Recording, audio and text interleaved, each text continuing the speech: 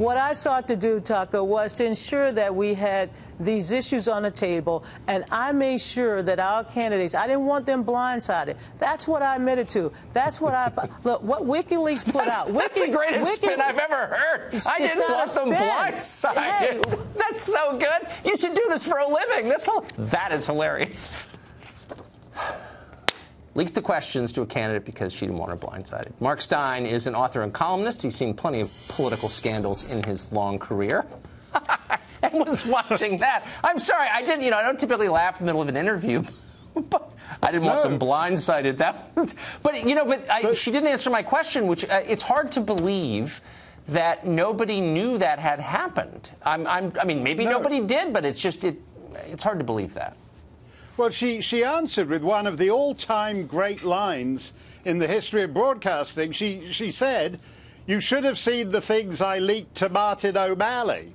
And actually, I would like to see that, because I believe that's actually a big box of nothing. I don't believe... I like her as much as everyone likes her. You should go fishing with her. I'd rather go fishing with Donna Brazile than go fishing with Hillary Clinton, because you get the feeling you'll be sleeping with the fishes by the end of the afternoon if you go fishing with Hillary. But I do not... She says a lot of... I do not believe that Martin O'Malley was... his email account was buzzing with helpful, non-blindsiding leaks from Donna Brazile.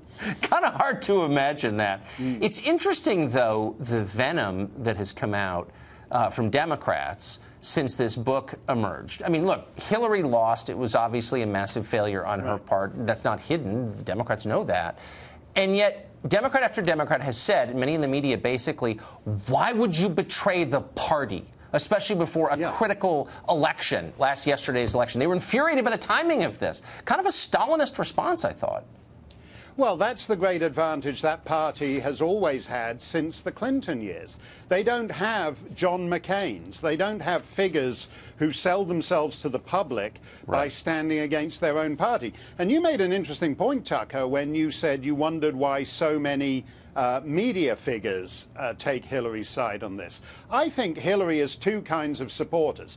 I think she has bagmen like the outgoing Virginia governor, Terry McAuliffe, who basically looks at the Clintons and thinks, I'd like to be doing sleazy 10-figure deals with Kazakh oligarchs just like Bill and Hillary do. And then you have media figures who think, I'd like to be getting six-figure sums for Clinton Foundation speeches on diarrhea in Africa that nobody can listen to. And I think if you actually take those two groups out, you get to the problem here.